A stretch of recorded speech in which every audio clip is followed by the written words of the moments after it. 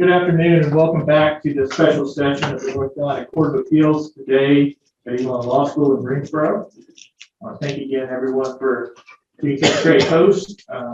For the first argument was well done. I expect we should see more of the same here in the second argument. Our next case is Coastal Conservation Association versus State of North Carolina, and we will be with the appellant. And how much time would you like to reserve? I'd like to reserve you under 5 minutes for rebuttal. I'm going to try to keep my time up here, but we all know how that goes sometimes, so we'll do our best. Yes, sir. Thank you very much. Good afternoon, may it please the court. My name is Mark Bernstein. I'm from the Attorney General's office. I'm here on behalf of the defendant appellant in the state of North Carolina. With me at council table is Assistant Attorney General Scott Conklin. We certainly appreciate the opportunity to appear before you in this setting. We hope that we can make this a worthwhile experience for all the students involved, and I'm sure that Mr. Johnson and I will do our best to make it a worthwhile one for the court as well. With my time, I'd like to discuss with this court a couple of topics. The first is the plaintiff's attempt in this case to turn a constitutional provision that is designed to restrict the role of government into a tool to expand government's role. And second, I'd like to talk about straightforward application of the doctrine of sovereign immunity to the common law public trust doctrine. And there's one issue that I did not intend to address with this court today, and that is Article 14, Section 5 of the Constitution, which we generally have been referring to as the conservation policy amendment. The plaintiffs essentially made no argument on that issue in their brief, and we will rely on our briefs on that issue, but I'd be happy to answer questions on that for that. Article 1, Section 38 of the Constitution, which we refer to generally as the Hunt-Fish Amendment, and the issue there is whether the plaintiffs have a colorable forum claim under the Hunt-Fish Amendment, separate and apart from the common law public trust doctrine. Now, at the outset, we do not believe that this issue is actually properly before this court, because in the trial court, the state interpreted the complaint as only raising the common law public trust doctrine claim. Now, we addressed this sort of independent constitutional claim, as we've been referring to it, out of an abundance of caution, but it was our opinion that the complaint did not raise that claim. The plaintiffs responded in curious fashion, and they said that essentially our view was correct, and that our argument on this independent constitutional claim was just a hypothetical that has no bearing on the issue before the court. And that's on the record, page 172 in the footnote. In our view, Your Honor, the plaintiffs should not be allowed to raise before this court an issue that they specifically told the trial court not to bother with. But be that as it may, the plaintiff's claim with regard to the Hunt-Fish Amendment has no merit. The nub of the dispute here is whether the Hunt-Fish Amendment is a restriction on the state's power to enact certain types of laws, or is the type of individual right under Article 1 that mandates that the state take certain actions. That is it simply a negative right that prevents the state from acting, or is it that rare kind of right that requires the state to act? And we contend it is the former, not the latter. On this issue, as I indicated, the plaintiffs are truly trying to turn a constitutional provision directly on its head. They are trying to turn a provision designed to restrict government into a mandate for government regulation. In addition, they're trying to turn a provision designed to block protection of fish and wildlife into one that actually requires protection of fish and wildlife. Now, our Supreme Court has said that interpreting the Constitution, context is very important. In the Supreme Court's case in Snead versus Greensboro, the court said this: few words have so fixed and literal a meaning as to preclude the necessity of examining the circumstances of their context and occasion. So we must look at the history of this provision to understand really what it is. And the history of this provision is undisputed. North Carolina's Hunting and Fishing Amendment was part of a wave of amendments across the country, over 20 states, that was designed specifically as a firewall to block states from enacting animal protection measures regarding hunting and fishing. That is undisputed.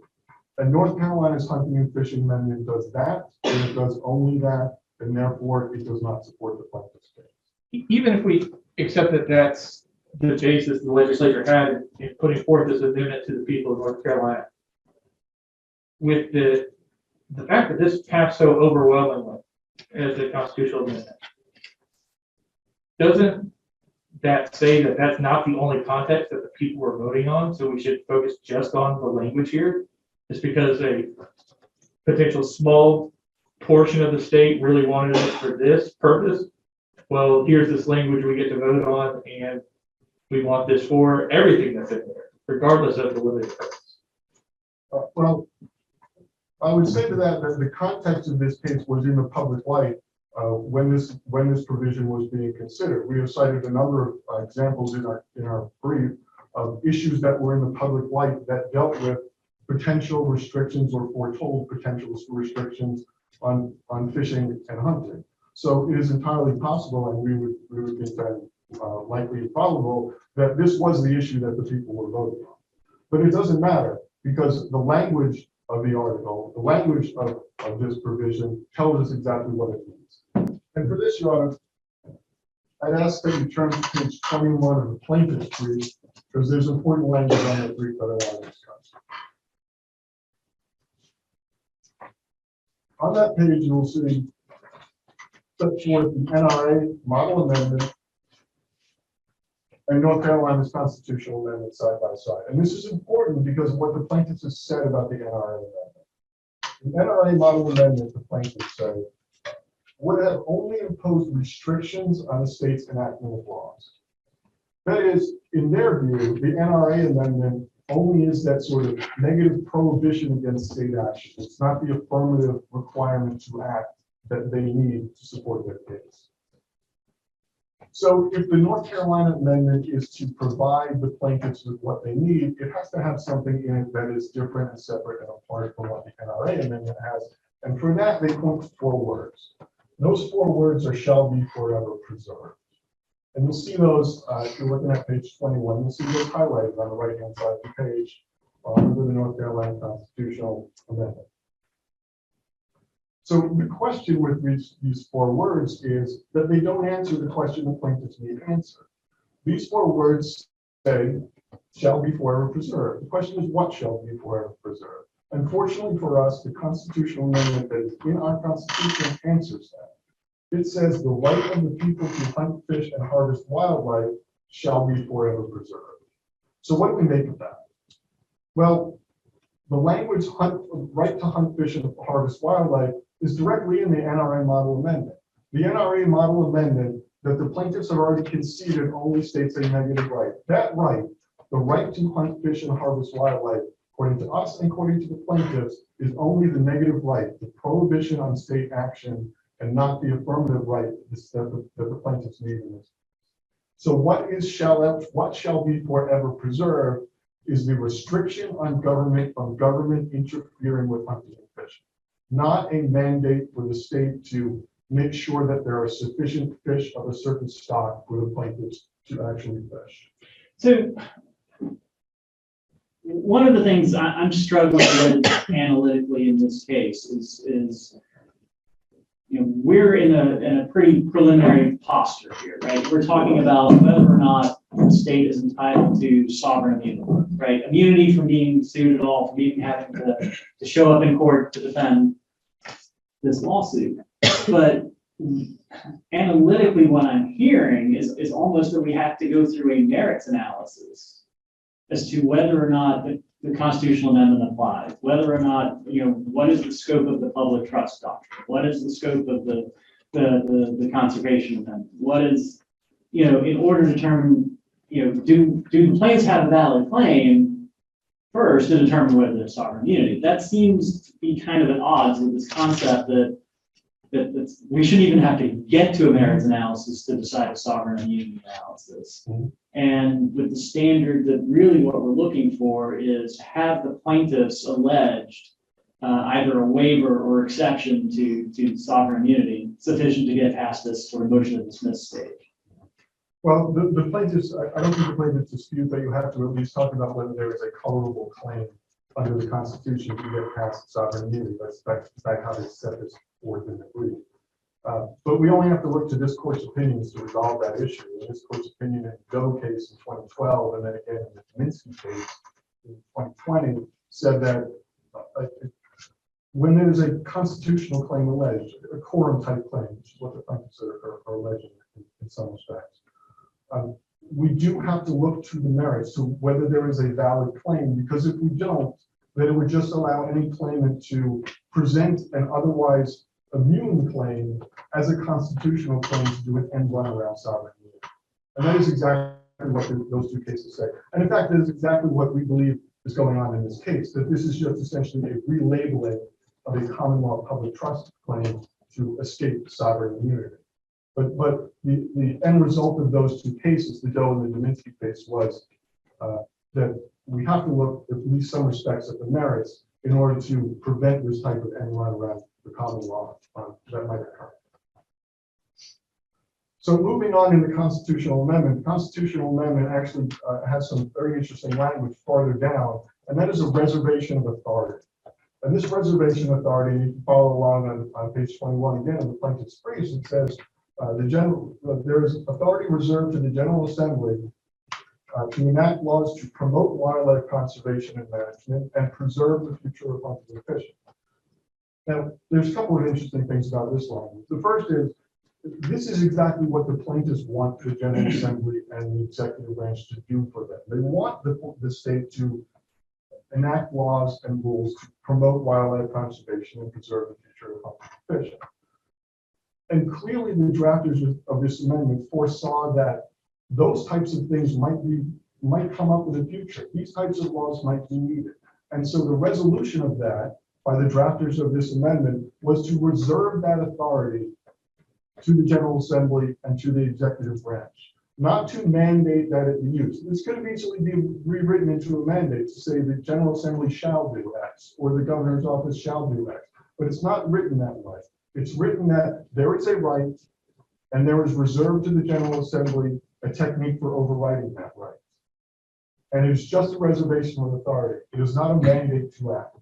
The second thing that's interesting about this language is, under the plaintiff's theory, we wonder why it's even relevant or why it's even needed. Because in the plaintiff's theory, the language shall be forever preserved is that mandate to act.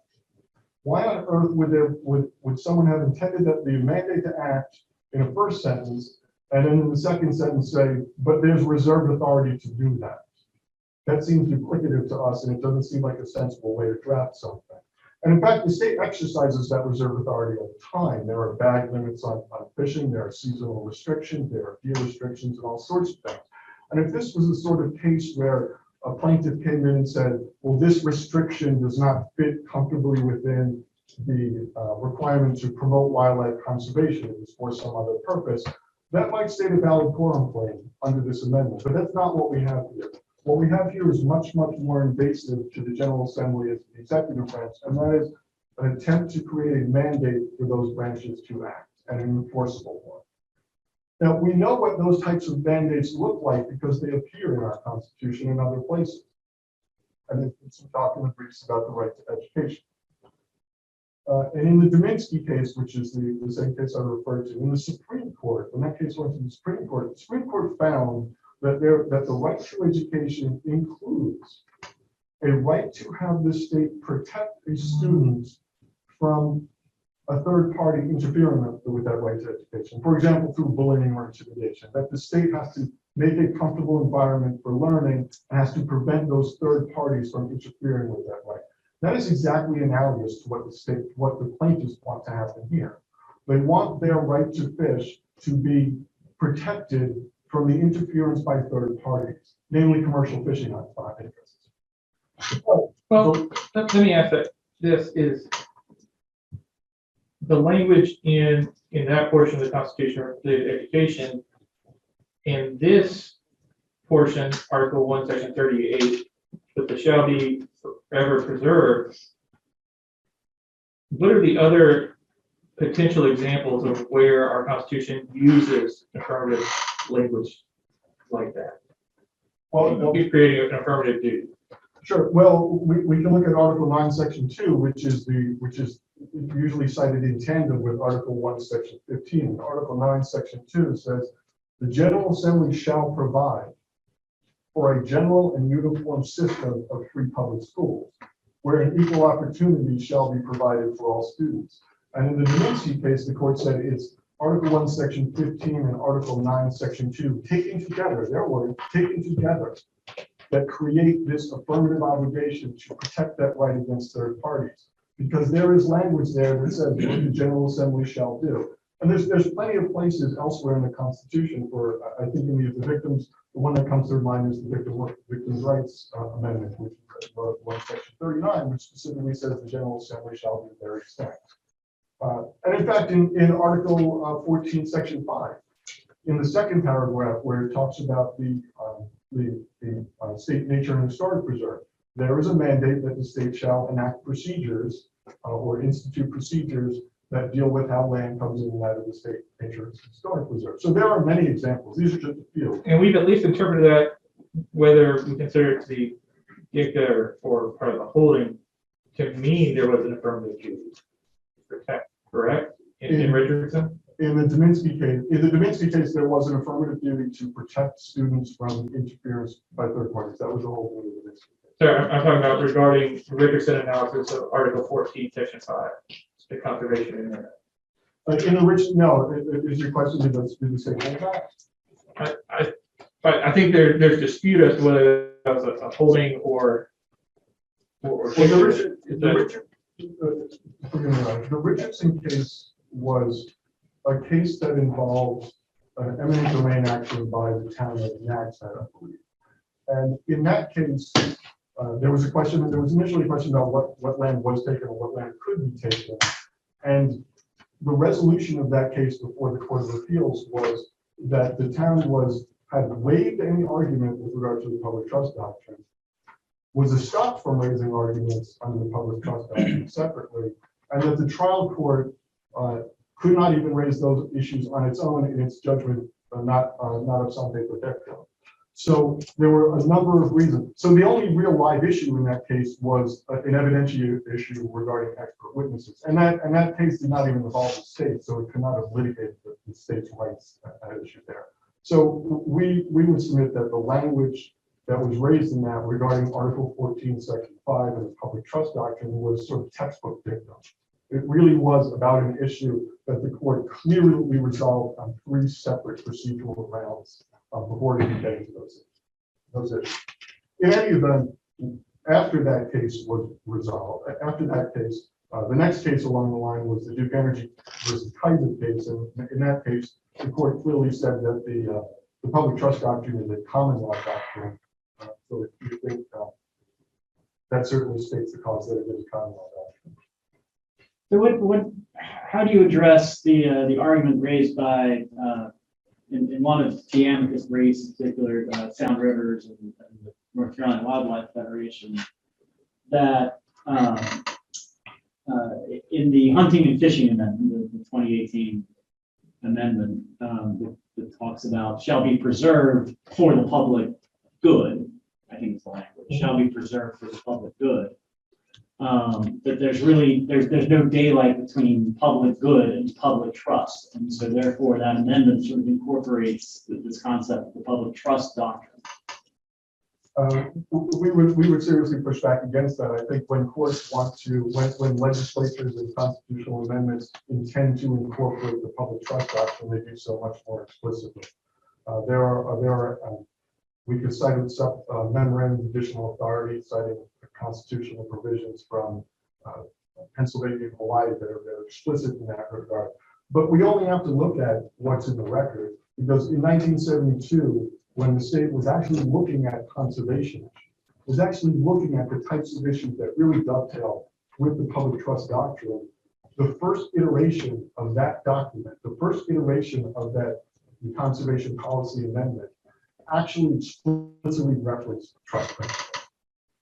And that was removed. And it also included a mandate for government action. So the government shall do X, Y, Z to implement this. But that language was removed. And I think if we're going to look anywhere for those trust principles, we're going to look at that amendment because it directly deals with preservation. But of course, what that amendment was left with was that there is merely a policy and a proper function of government. And I think explicitly left on the cutting room floor were the trust principles and any sort of mandate. So just to ask to ask the question directly, I guess, is it the state's position that there is simply no judicial mechanism available to enforce the public trust doctrine, whether it's a constitutional provision or just a pure common law provision? Is it the state's position that there's nothing to hold the state's feet to the fire in terms of how it carries out the public trust? Well, I think that raises an important question of what the public trust doctrine is. And there's been a lot of back and forth in the briefs about what the doctrine is. And as Judge Murphy was indicating in the previous argument, he prefers to look to what North Carolina courts say instead of what courts in other states say or what the federal courts might say. And we think if the court looks at what the North Carolina courts say, it's going to find that the public trust doctrine does essentially three things. It defines what property is part of the public trust doctrine, is land under navigable waters, the waters themselves, and ocean beaches. It indicates that if the state is going to divest itself of public trust property, it can do so. And it can abrogate the public trust entirely from that piece of property. It just has to do so explicitly. And if it doesn't do so explicitly, then it isn't retained for the public.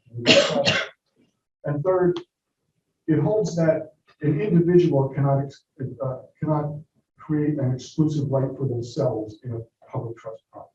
So the plaintiffs try to make the public trust doctrine far more than it really is, painting it as some sort of super common law that commands the legislature to act in certain ways. And I could go through their case law one by one and show you how it does apply.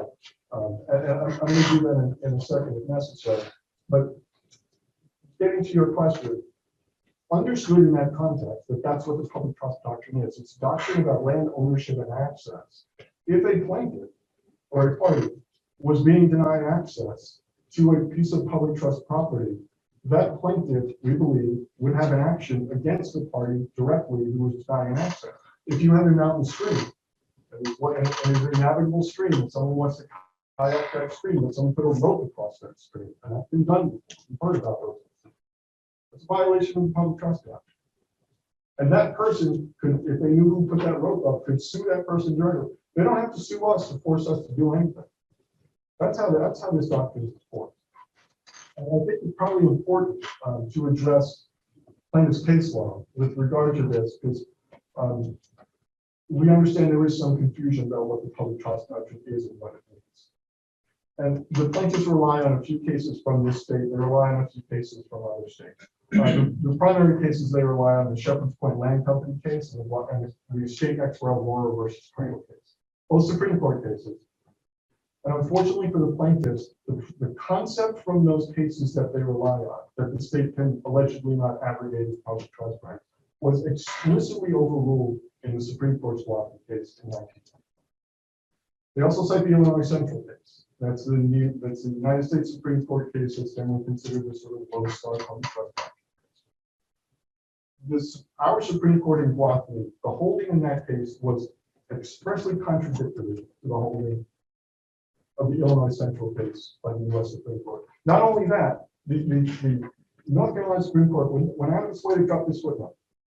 They said, at footnote 5, it is worth noting that the Supreme Court in Illinois Central admitted that no authority supported its position.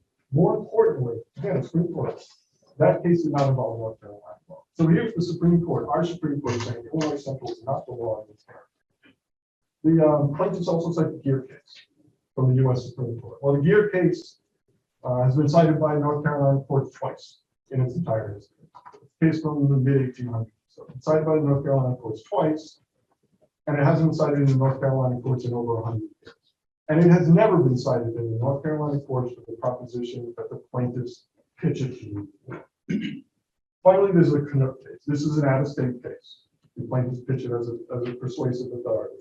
What they don't tell you about the Canuck case is the Canuck court, the Alaska Supreme Court, said this about the public trust doctrine, and I think this gets right to your point, Judge Jones. The Canuck case said, the public trust doctrine, quote, is not a theory for compelling regulation of public resources, unquote. That's what the plaintiffs want it to do, and that's what the plaintiffs want the Hunt and Fish Amendment to do.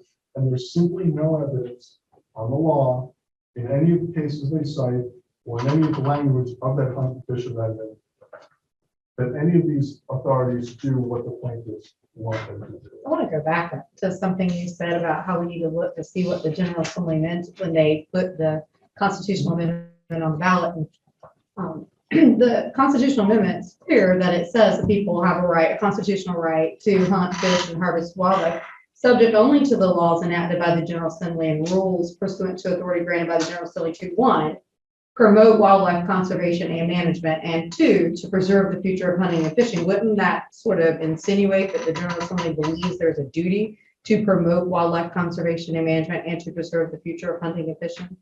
No, we don't think so. That's simply a reservation of authority. If the General Assembly wanted to be more explicit, it could have used language like it's used in a number of other constitutional provisions and amendments and say, the General Assembly shall do X. And right there in Article 1, Section 39, in Article 9, Section 2, in Article 14, Section 5, and a host of other places, the General Assembly has actually the Constitution actually orders the General Assembly essentially to enact certain laws. And in fact, the Colosimo case said, well, I see I'm out of time. So You are, yes, sir. Thank you. You're coming up right on your rebuttal time. we would ask that the court reverse the trial court on the basis that sovereign immunity bars this action and order that be confirmed. I appreciate your rebuttal. And I'll pause that. Just Wood, did you get that an answer to your question? I did. Okay. Good afternoon. May it please the court, my name is Keith Johnson. My colleagues here are Drew Urshik and Stephanie Gum. We have the privilege of representing the plaintiffs in this case, 86 citizens that live across North Carolina. They include 5 former members of the Marine Fisheries Commission and the Coastal Conservation Association. Judge Murphy, I'm going to allocate my time. I'm going to try to take about 20 minutes, and I'm going to address the public trust aspect of what is in front of you. Mr. Urshik is going to take 10 minutes then to talk about the constitutional aspects. If you would please, maybe a heads up when I'm about 15 minutes in, and that gives me a little runway for that last 5 minutes. I think Maybe just sort of from an introductory standpoint, can you walk me through exactly the way you would characterize the claims being alleged in your complaint? Or would you sort of characterize it as 3 separate claims?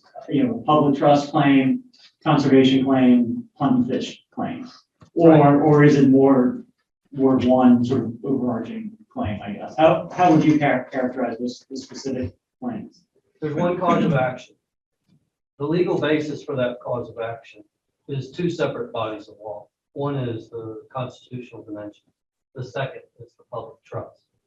Now, let's not get stuck in a ditch. I'm going to use a broader term, the public trust, because the applicable public trust law, which is the basis of this lawsuit, is much broader than the real estate concept that they are calling the public trust doctrine. There's no rule that requires us to say to split those 2. There's one cause of action, and there's 2 bodies of law that support it. You may want to ask me, okay, well, what are the public trust responsibilities or duties the state has that we contend it has not met? The question that crossed my mind. 2 things. Think of public trust law as 2 strands. They're interrelated here, but they're 2 separate independent strands, each of which is a legitimate basis for this lawsuit. First, public trust rights. What are public trust rights? They adhere to navigable waters.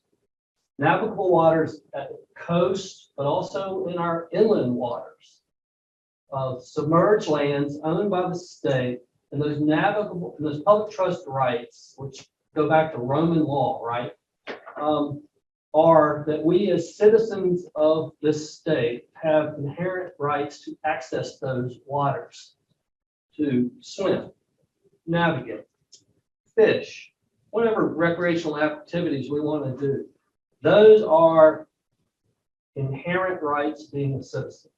Our contention is that by virtue of the state's mismanagement of our coastal fishery resources over decades, and we documented in the complaint the depletion of the coastal fisheries over the last many decades. The public trust right to access navigable waters to fish. The last word from this court, 2018, Nagshead v. Richardson, which he failed to mention, the last word on public trust from this court, affirmed per curiam by the North Carolina Supreme Court when it got there, stated exactly what I just did about what public trust rights are after this Wathmey opinion that they don't rely on so much. And it said the state is tasked with protecting those rights. So it's our contention that the state, in mismanaging the And it seems to go further and suggest that it's constitutionalized. It does, and I will say again that that was an opinion that was rendered. I think there was a dissent on other grounds, 3-0 of this court, and it was based upon the other constitutional provisions. So it was before the right to hunt and fish amendment had even come up, right? So, it's our contention that the state, in order to be the protector of those public trust rights, must manage the resource, the fisheries, so that that is a meaningful right. There must be, some reasonable availability of fish in the water, and they're the trustee of the resource. In order for that to mean something, the right to go to the lake, go to the coast and fish, it has to mean more than something than just putting a line in the water. So that's the first thing, public trust rights. Without Richardson, if we were to interpret Richardson as just being dicta, how do you get there to that same point that you're at right now, given Wathmey? Okay, I'll be happy to segue to Wathmey, and then I'll come back to the other strand of public law, which is dealing with the fisheries themselves and the duties that come from the state as the trustee of the resource itself. Let's go to Wathmey. Okay, Wathmey is in a line of cases dealing with what the state is calling the public trust doctrine. And the first case would be the Shepherd's Point case, 1903, long recitation from the Lodestar U.S. Supreme Court case, Illinois Central Railroad, right? About the nature of ownership of submerged land state holds, that they're held in trust for the use and enjoyment of their citizens. And there's a lot of cases along that line. Now, and then Wathmey comes in 1995. Wathmey addresses the scope of waters that are subject to the rights that we're talking about, and that's not really an issue here. The holding is the legislature may convey submerged lands holds without reserving public trust rights if done by special grant. That is the holding. By the way, that is entirely consistent with American jurisprudence about public trust law. The leading case, Illinois Central Railroad from the U.S. Supreme Court, is entirely consistent with that. And I'll come back to that in a minute. But on Wathmey, what does Wathmey say about the submerged lands the state still holds title to and access to those navigable waters, which, by the way, are the vast majority of the waters at our coast? Does it change the nature of the title of the state's title in those lands subject to public trust? Right. Not one lick. So I heard him say holding. What's going on here? The state waits for its reply to rely on dicta in that case, and then makes an unwarranted deduction from that dicta. Let me walk you through that. The dicta, the comment that the state relies on, is that the public trust doctrine is common law, cannot be used to invalidate acts of the legislature. That is from the Wathmey opinion. The state, page 21 of its reply brief, makes a leap from that, a deduction. It says because the public trust doctrine cannot be used to validate acts of the legislature. Certainly it cannot be used for far more invasive result of forcing the legislature or the executive to act. The court in Guafmi did not say that.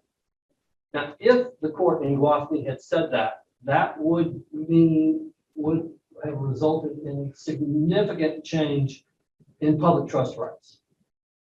But that's not what the court did. And it's important, I think, to see where this potentially could go.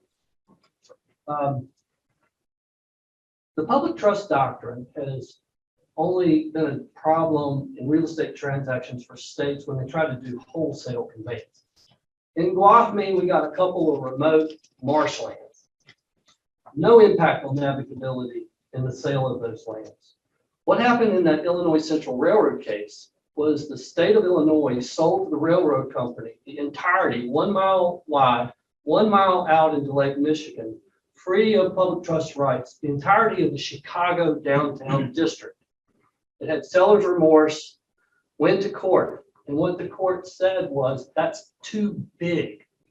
You can't abdicate your responsibility for navigability in that block of water. That is similar to you abdicating your police power. So let's take this a little further.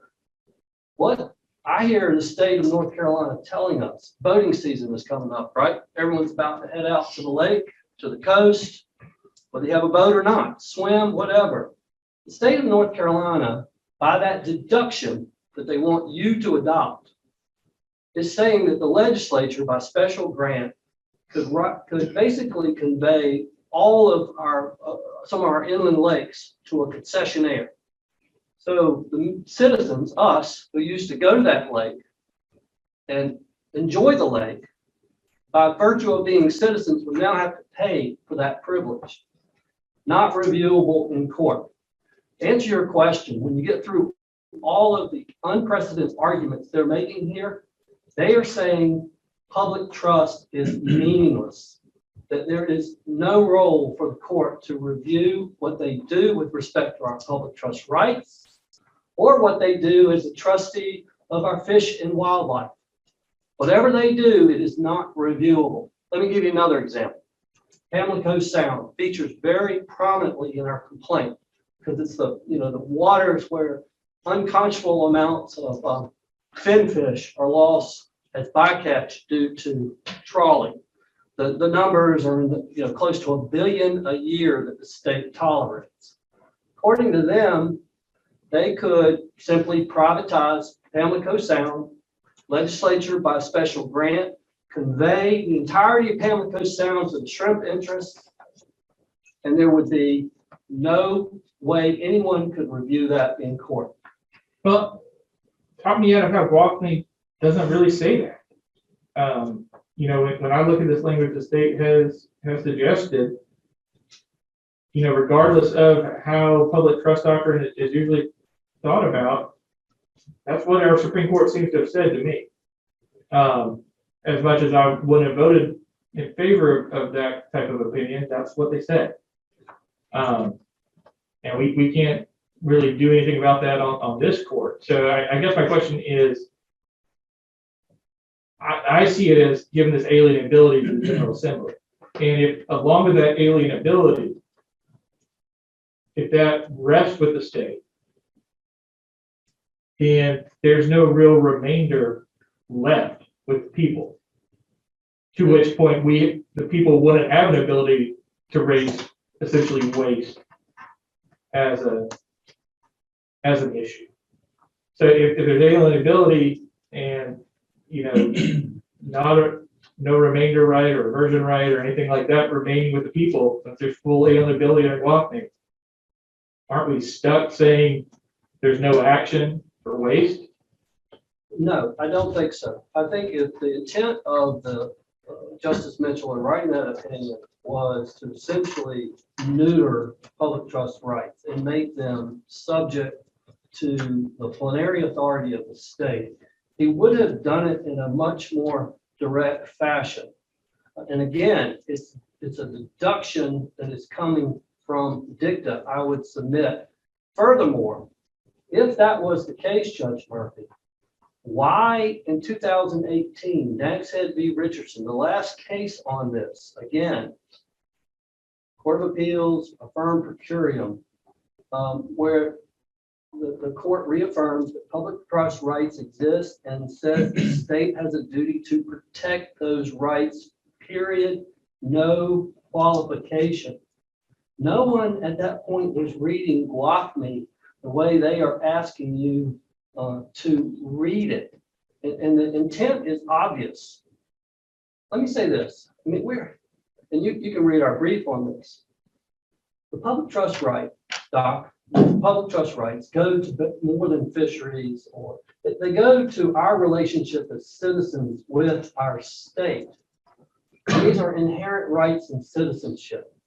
Professor Sachs, in his Seminole Law Review article, says these public trust rights are what distinguish us as citizens of a government, democratic government, from serfs. We don't have a king.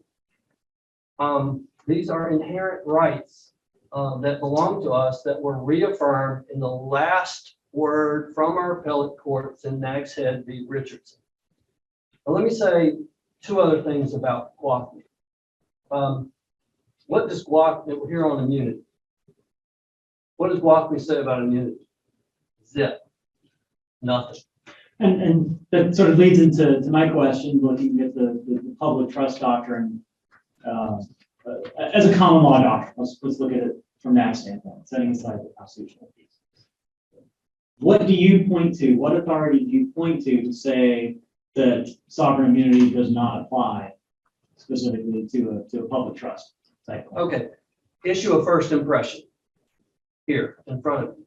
Most analogous situation, State v. Smith, where the court said the state cannot hold it has sovereign immunity when it is alleged to have breached contract.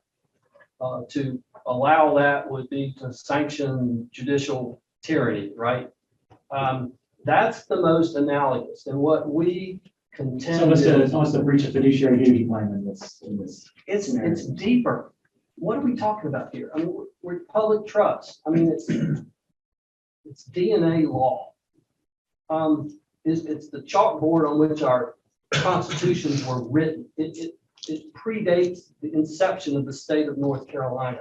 It's one of the pillars on which we formed this government to begin with. If the state can't assert sovereign immunity when it's alleged to have breached a simple contract, then it certainly can't assert sovereign immunity when it is alleged to have breached its public trust duties owed to not only its current citizens, but all of its future citizens. So, issue of first impression, right? That's the most analogous case that we have. So it's appropriate to do a survey. Well, let's look outside North Carolina.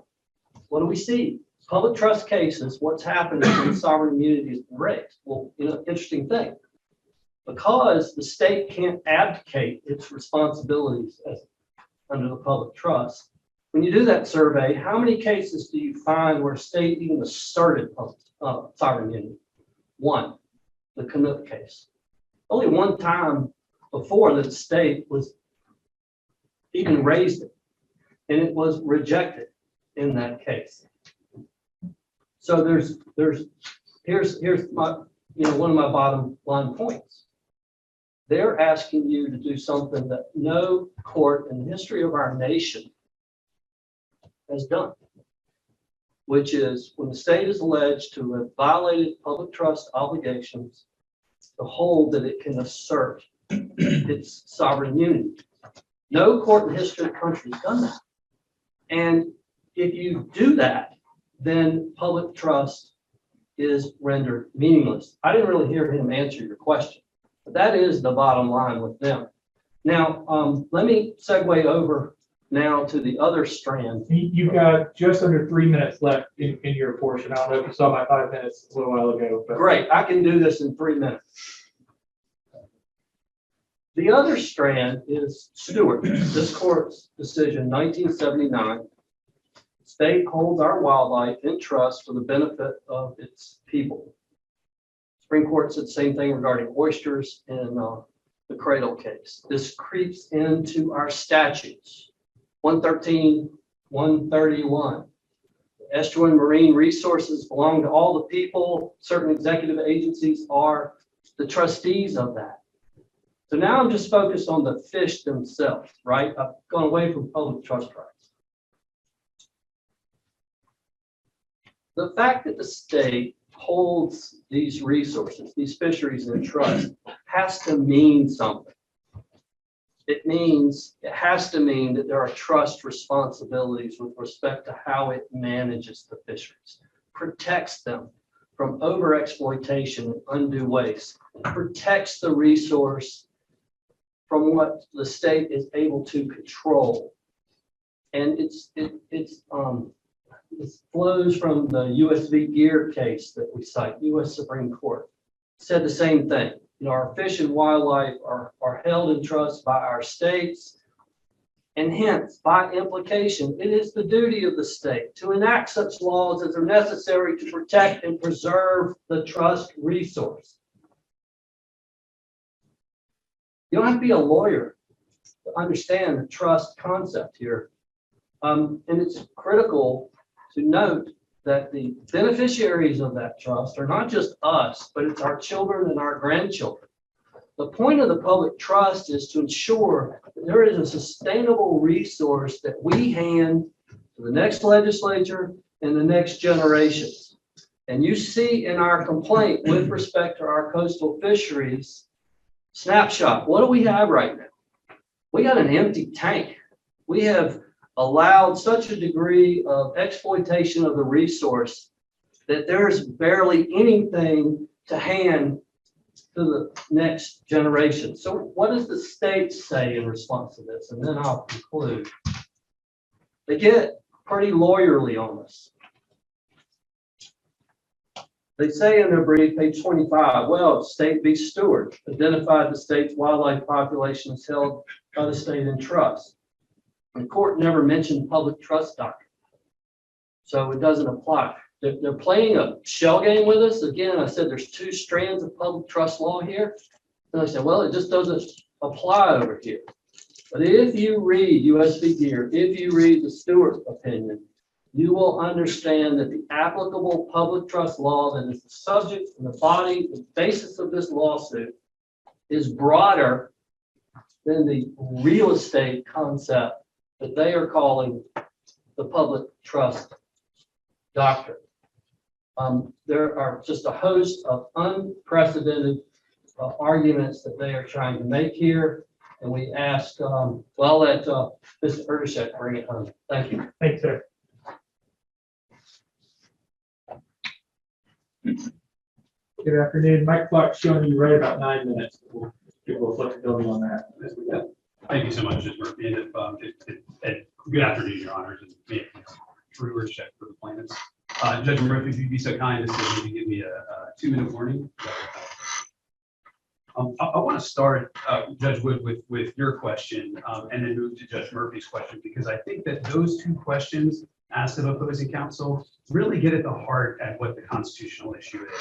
So Judge Wood, you indicated, doesn't the text of this imply or indicate that there's a duty here, even in the second sentence? And Judge Murphy, your question was, didn't 60% of the public pass this? The implication, of course, being, should we listen to the Attorney General's office 3.5 years after the fact to learn what it means, or should we look at the text to see what it means? 60%. 60% in a day and age in politics where nothing carries by 60%. What does the state say in response to that? In its brief, it suggests that that language shall forever be preserved for the public good was there for gravity or to add weight, but is not, excuse me, is not a shall mandate, is there to add gravity or add weight. Your Honors, I'm not familiar with any doctrine of constitutional interpretation that allows this court or any other court to say that that language in the text that more than 2 million North Carolinians voted for should be nullified on a theory of constitutional puffery, that language could be reduced to puffery. That is essentially the state's argument. Now, I would also add, Your Honors, Not only is that not how constitutional rights work, but that is especially not how Article 1 rights work. Because as this court knows, and as the state Supreme Court has said repeatedly, including as recently as 2018 in Tully, that these Article 1 rights, get a liberal interpretation in favor of plaintiffs. And that is especially true at the pleading stage, which is where we are here. So to say that a shall mandate should be regarded as puffery, that is the opposite of a liberal interpretation of a provision that almost 2/3 of North Carolinians voted for. Can that line of thought about giving it liberal construction apply after the fact, given that I think Justice Hudson had written that language, if I'm not mistaken, prior to the enactment of this amendment as placement in Article 1. So does that holding only apply to those things already in Article 1 instead of what may later be added to Article 1? So you're exactly right, Judge Murphy, that Justice Hudson was writing Tully in 2018. However, that quote from Tully quotes quorum, which of course, Justice Harry Martin's decision from many, many decades ago, saying the same thing. So this wasn't new ground that Justice Hudson, writing for the court, was saying in 2018. This is something that the Supreme Court has said for many, many decades, that it has to be a liberal interpretation in favor of the plaintiffs. But let's back up for a minute, because without that liberal interpretation, even without that liberal interpretation, it's the text that matters. So as Justice Scalia famously said, the text is the law, and it is the law that must be observed. It's not what government lawyers 3.5 years after the fact might think of on their way to court or in briefs or as they're spinning these ideas. It's what is in the text. But now, before I get there, very, very briefly, I want to put an end to this appellate procedure argument that the state makes, because candidly, Your Honors, it's frivolous. Two points here.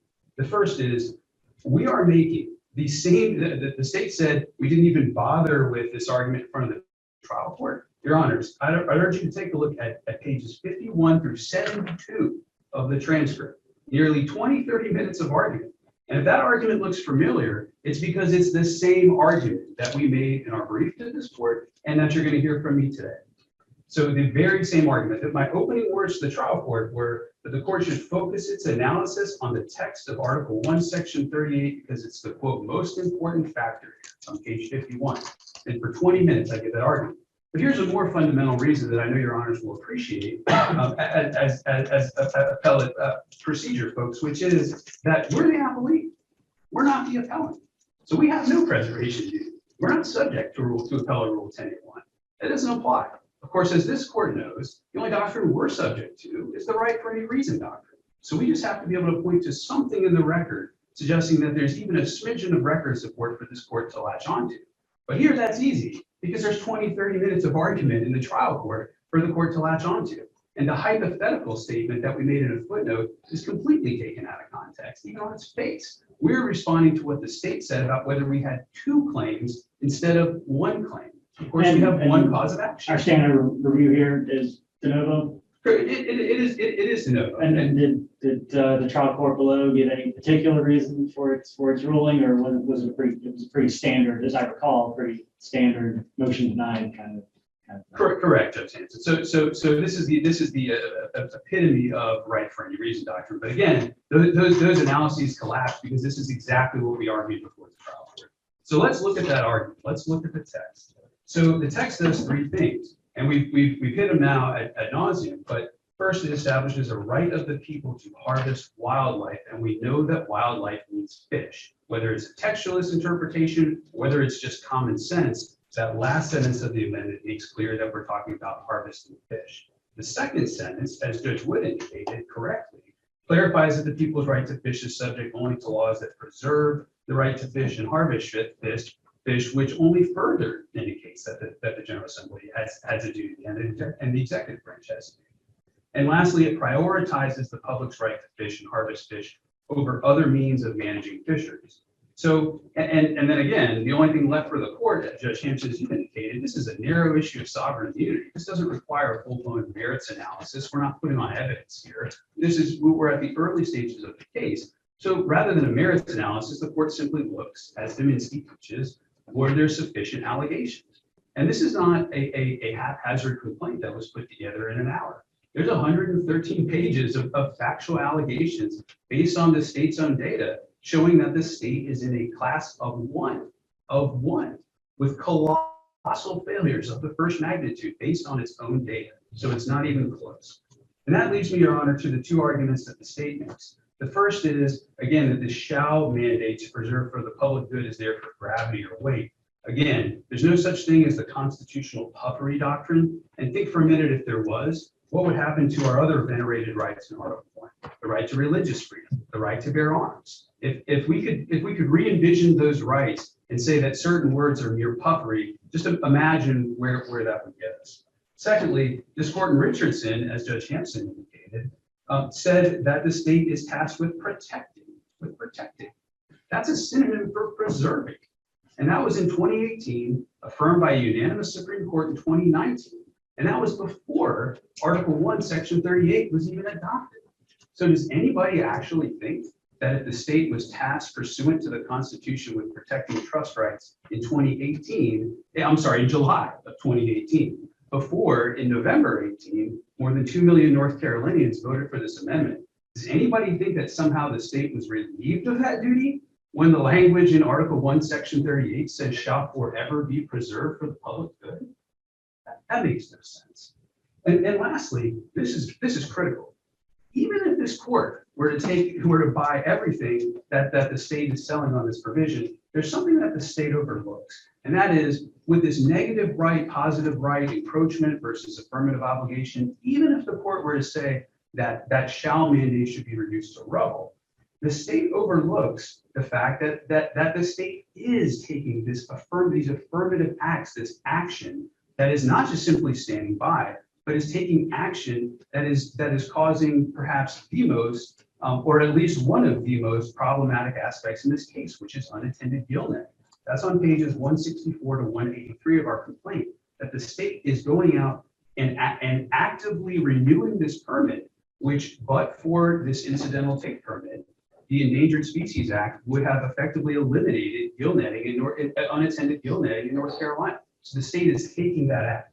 So in sum, Your Honors, what the state is asking you to do is to give it two unprecedented holdings. The first is to say that a constitutional shall mandate to forever preserve for the public good is puffery.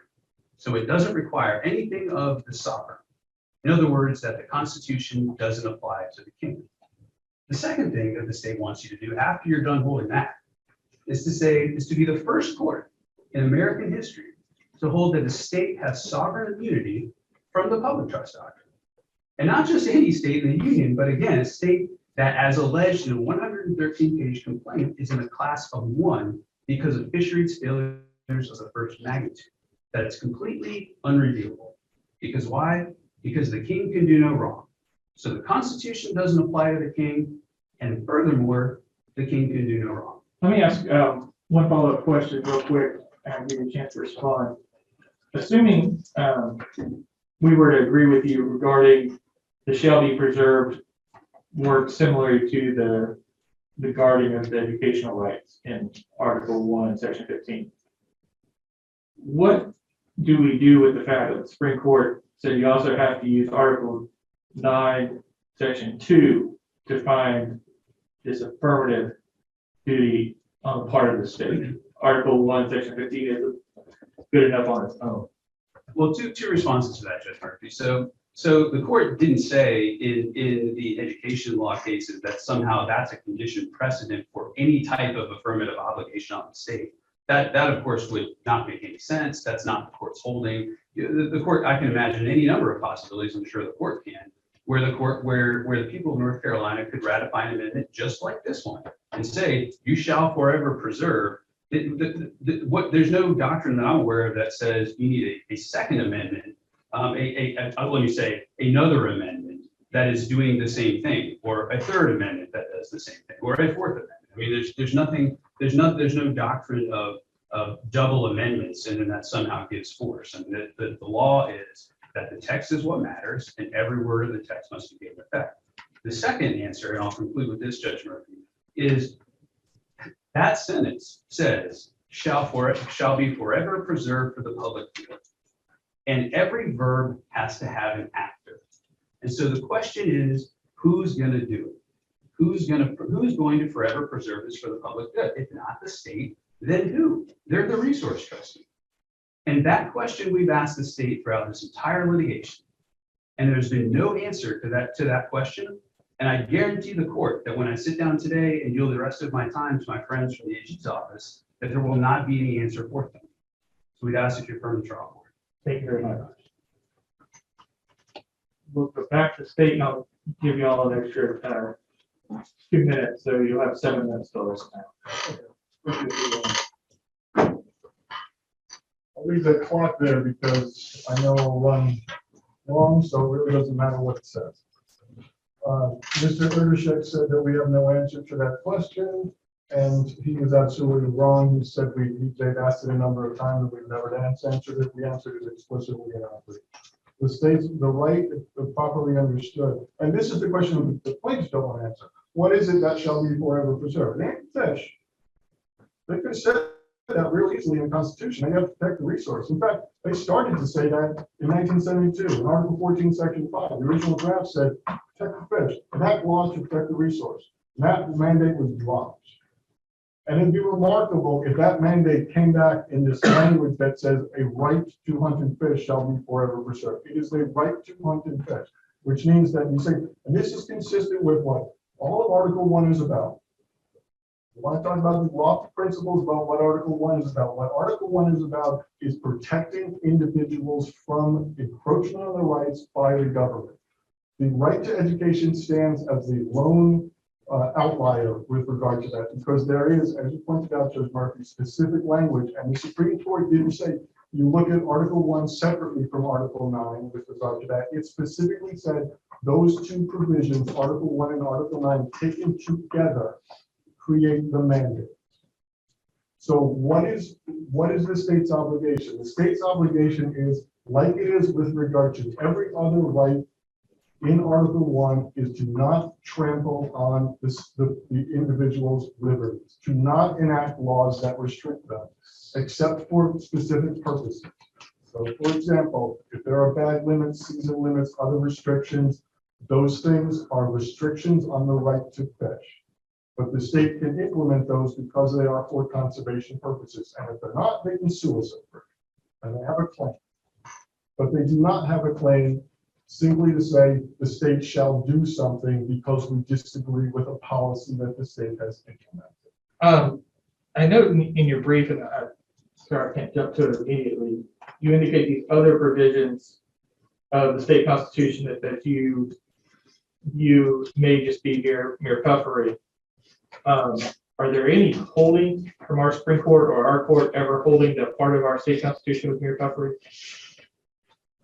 What we were referring to there, and maybe inartfully so, is that this is sort of the elevated language that is used in constitutional writing. This is not the sort of codification language that we see in statutes. But a constitution is an elevated document, isn't it? It is an elevated doctrine, so the document uses elevated language. So we're not saying that this language is devoid of meaning. We're saying it uses elevated language to get to that point. And certainly just explained, shall be forever preserved, preserves the right to hunt and fish. Just because it says forever doesn't mean that a future constitutional provision cannot amend that. Yeah, but a right that's put in the Constitution is already, by its fact of appearing in the Constitution, forever preserved unless it's amended later by the people. Exactly. So then is it just mere surplusage because you're saying it twice? Does it, by its appearance in the Declaration of Rights, it's already a right that's going to preserve forever if we're only talking about the right?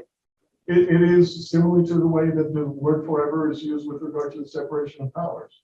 It is something that was put there for emphasis to say that this is an important right. But the right, has there been any holdings saying that certain language is only for emphasis? I'm not aware of it. So I want to talk with regard to what Mr. Johnson brought up, and we talked about the public trust doctrine. The public trust doctrine, we talked a lot about the nature and the philosophy of the public trust. This is a court of law. And this court must look to the judicial decisions of this previous court, other panels of this court, and the Supreme Court. And I've documented, and we've documented in our brief what those courts have said about the public trust doctrine. And it is what we said. It is a doctrine about ownership and access. And what Mr. Johnson did to try to rebut that was exactly what we thought he would do. He turned to Shepherd's Point and State XREL Rohrer versus Cradle, and the Gear case, and the Canuck case in Illinois Central case. All of those cases have been overruled or not brought into North Carolina law. And in fact, the court in Boston was explicit in overruling parts of Shepherd's Point and Cradle, and it was explicit in saying the Illinois Central case is not North Carolina law. So they have no answer to that. Now, Mr. Johnson said this is a case of first impression. Well, not really, because we can look at the Fabricant case from this court. The Fabricant case was a 2005 case involving the public trust doctrine. And this court said that the sovereign immunity in that issue rode on the plaintiff's claim with regard to the public trust doctrine. There was a statutory waiver at issue in that case. The court found that the statutory waiver did not apply, and therefore that action with regard to the public trust doctrine was subject to the doctrine of sovereign immunity and was thrown out by this court. So this is not a case of first impression. The doctrine of sovereign immunity applies, notwithstanding the Richardson case. Now, the Richardson case, as I think both counsel have tried to indicate, the Richardson case was affirmed by the Supreme Court. Well, as I indicated, there was agreement in the Court of Appeals with regard to the holding, the holding that the public trust doctrine was not at issue, and Article 14, Section 5 was not at issue. There was agreement with regard to the judges on that issue. So the only issue that went up to the Supreme Court was this evidentiary issue with regard to expert witnesses. That is what the Supreme Court confirmed. So the plaintiffs again are substantially overplaying their hand. You've got about 20 seconds left. Sure thing. In essence, Your Honor, what's going on here is exactly what was going on in the Fearington case, that this court decided only a month or so ago. And this court said, this court does not sit to make policy determinations.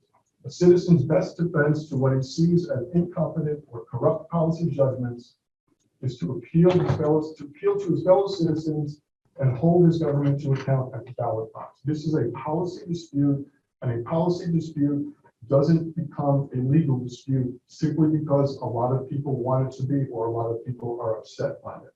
Again, we ask this court to reverse the trial court based on sovereign immunity and rule that the complaint should.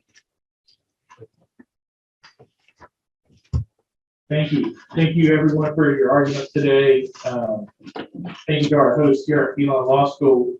While we're going to adjourn in just a moment, we will be back in probably about 10 minutes to answer the Q&A with any students that want to join us or join us from the overflow room. And I'm happy to stick around however long we've got questions. I don't know what everybody else's schedule, but I'm not in a rush to go to the traffic at I-40. So I hope everybody has a great afternoon. Thank you so much for joining us.